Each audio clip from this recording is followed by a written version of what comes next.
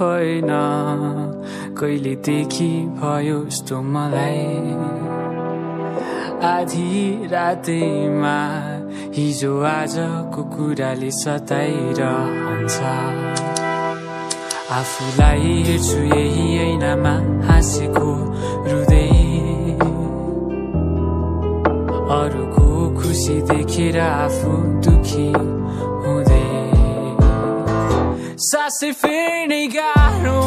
आत्तिँदै रुई फेरि कराउँदै चुप लाग्दै सुन्छ कि यो भित्ताले अनि भनिदिन्छ अरूलाई कि पागल भइसके म पागल हुँदैछु म अँध्यारो कोठामै हाँसिरहँदैछु म नाचिरहे अँध्यारो यो अँध्यारो कोठामा भोलिको दिन राम्रो हुन्छ कि हुन्न र नाचिरहे अँध्यारो यो अँधेरी रातैमा राम्रो क्षण खोजिरहे पुरानै यादमा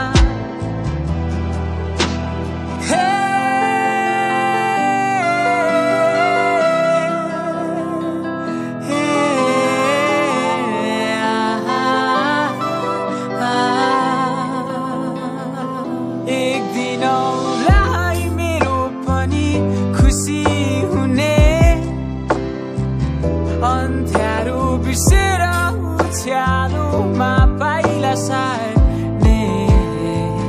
जब त्यो दिन आउँछ म खुसी हुन्छु आफ्नै संसारमै हराउँछु